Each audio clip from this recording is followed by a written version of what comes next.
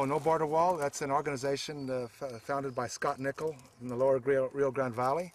We have No Bend Border Wall, which we helped co-found here in far west Texas. So we have a No Border Wall group that's working with the Sierra Club to stop any further construction of the border wall and to take down all existing border walls throughout the entire border frontier. We're trying to educate not only the decision makers, the elected officials and appointed officials, but the people of the United States. Many people don't have an idea of what living on the border is like. They have really no idea. They see the border as a line on the map, and they see a problem of immigration, and they really don't understand what life is like here. They've been told that it's just a big drug war and there's terrorists coming over, and so there's a lot of fear being put out by the current administration, the Bush administration, and people that are profiting off the building of the wall, such as the Boeing company here in the United States. My dad was a border patrolman, yeah, back in the early 60s. It's changed quite a bit. Their new mission is they've indoctrinated and told these new agents that there's just terrorism everywhere, drug smuggling, and there's drug cartels everywhere, and they just don't trust anybody, and they're just, it's not just about immigrants anymore. They think that they have some line on national security, like they believe that there may be terrorists coming over, and so they've gotten a lot more, in my opinion, a lot more violent. They're now carrying automatic weapons, and I know violence exists, but I just think that they made enemies out of us, the people, some of the people here in the United States. They've treated us like we're part of the enemies. They don't trust us anymore. I think there's a combination of biggest problems. The Sierra Club, who I also work with, is concerned about environmental issues, how it affects our natural world, which is connected to human beings, but also the human rights of immigrants and how we treat each other as neighbors. We're very concerned about that.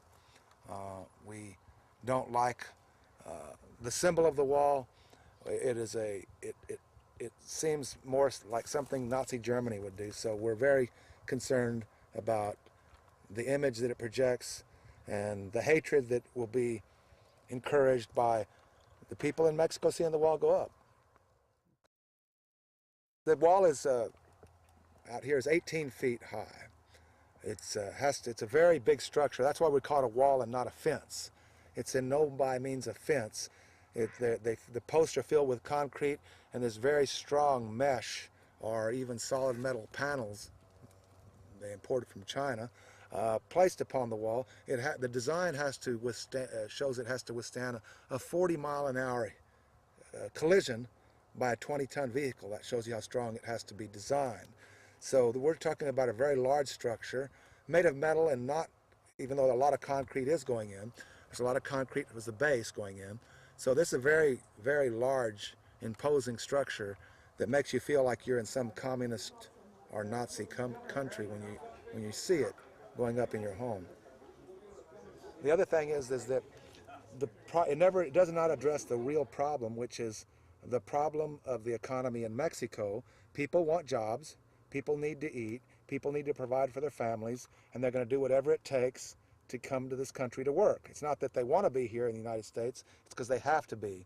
And as long as the dollar is worth much more than the peso, and as long as people are starving and not doing as well as they should be to help their families, they're going to be coming over. So I believe that the country of Mexico and the country of the United States should work together to provide sustainable development in the country of Mexico, where there's jobs for the people there, where they don't need to come over here in the first place.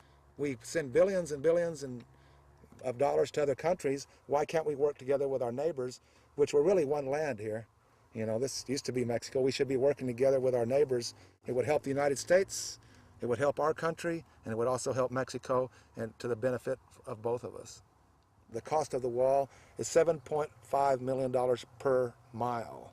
The entire cost of the wall, the Congressional Research Service shows that it will be $49 billion We believe it's a complete waste of precious dollars in our struggling economy here in the United States that could be better used for economic development, health care, and a lot of other pressing needs instead of hurting Americans' property values and trade with Mexico and relations.